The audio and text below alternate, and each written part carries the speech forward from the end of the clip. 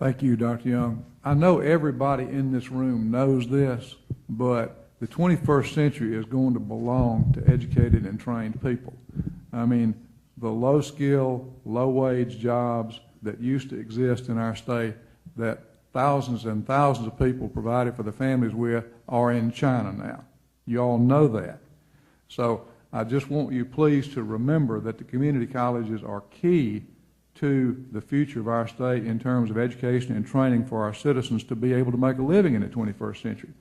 Now, Dr. Young has talked about this wonderful tuition guarantee program, which is helping thousands of students weather the recession and be able to go on and get an education.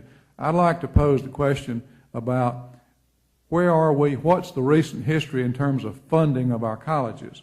In other words, we get money from students, counties, states, we get money from federal grants. I'd like to ask about the recent history, the trends in funding our colleges and the challenges that we're facing because of trends over the past number of years, and particularly as the recession has occurred the past 3 years. Well, as Dr. Smith talked about our growing enrollment, it's compounded our funding issues. I'm going to give you some comparison. There are 11-year comparisons, to FY 2000 to FY 2011.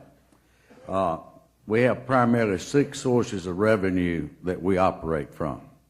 There are state funds, tuition and fees the students pay, district, county support, indirect support that comes to us for career and technical education, our WET funds for workforce training, federal dollars that we get. A lot of that is through grants, applications and things. And then other support, which largely is sales in our auxiliary services. To give you an example of state support, it has actually decreased 17% of our budget. It's gone down from 55.2% to 38% of our revenue. Tuition and fees, the percentage our students pay, has gone up 14.6% during that same time. It has gone from 18% to 32.6% of our total revenues. Now, these are statewide averages. The indirect support has gone from 12%, and it's decreased 4.3%. It's down to 7.7% of our total revenues. The federal portion has increased 1.2%. It has gone from 4.9% to 6.1% in that 11 years. And other support has actually increased 5.1%. In 2000, it was 0.5% of our total revenues, and in 11, it's 5.1%. Now, the state has actually increased support in state dollars for the community colleges over this 11 years. The problem has been made, the state has increased support, our enrollment's increased 50%, state support has not increased 50%, so we're actually receiving 27% less per student today than we were 11 years ago. That has caused the shift from the state to the students, and it has limited us, and I think Dr. Smith is very correct when he says we're at the critical mass point in enrollment and revenues that we generate. To give you an idea, at Gulf Coast Community College, we have increased tuition 43% over the last 2 years to make our operational budget. Over the last 11 years that we're talking about here, we've eliminated 100 positions at the college because of the change in funding sources and things. So each college is having to react in different ways. We're all making it work, but we do it on a local level. Thank you, Dr. Lott. We've talked a little bit about the breakdown in terms of the education that we provide in terms of academic, career tech, and workforce. Would somebody like to explain that in a little bit more detail? I'll try that, Dr. Clark. And as Dr. Clark indicated, we have talked about that extensively in each of the answers that we have given, but to just kind of sum up what we do and what our missions are at our 15 institutions, you can break it down into about 4 major categories. The first category, of course, is our college transfer curriculum, the first 2 years of the baccalaureate degree. And 75% of our credit students are in the transfer program.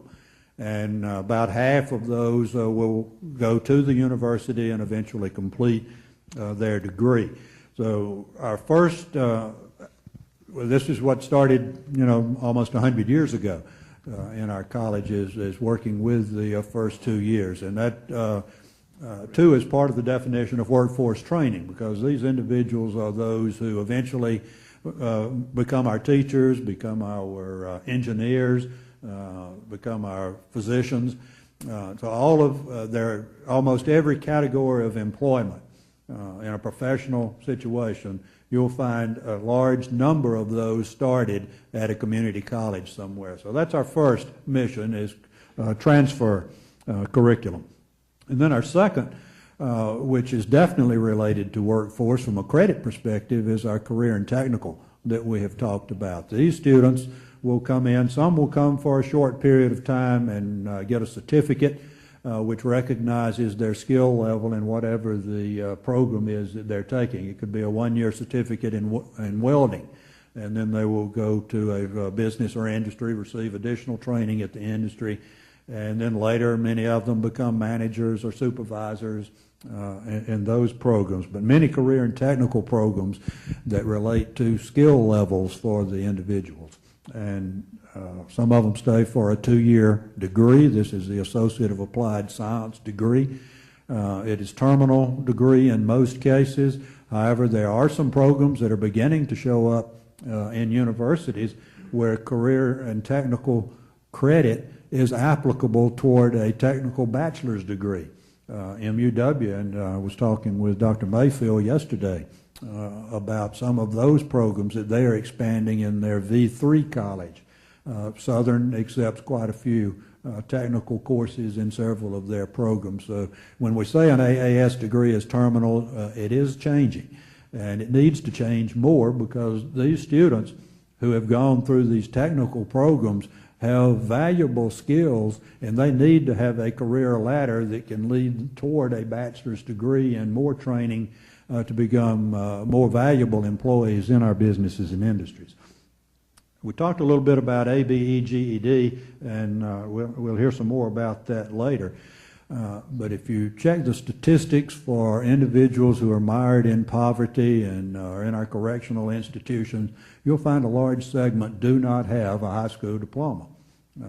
And one of the things that we want to do in the community colleges is to serve in the ABE, GED arena to get more of the citizens of the state who do not have the high school diploma, at least to that level and hopefully beyond that. And we've talked about the tuition guarantee for the GED students. We offer the first course free for a GED graduate at East Central, and that occurs at several of the other institutions also. But we'll talk a little more about that later.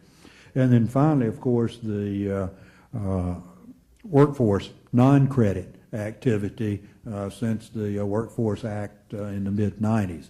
And many of you have taken advantage of those programs at our colleges, and they tend to be quick turnaround, customizable. If you've got a particular issue that you need to address with your employees, you can come talk to our individuals in workforce development. We'll develop with you or find resources to assist you in providing that training for your employees. And as Dr. Clark mentioned, close to half of the folks we work with during the course of a year will be in our non-credit workforce area. So basically 4 missions: college transfer, career tech, associate degrees and certificates, ABE, GED, and workforce development, and they appeared in that order. Thank you.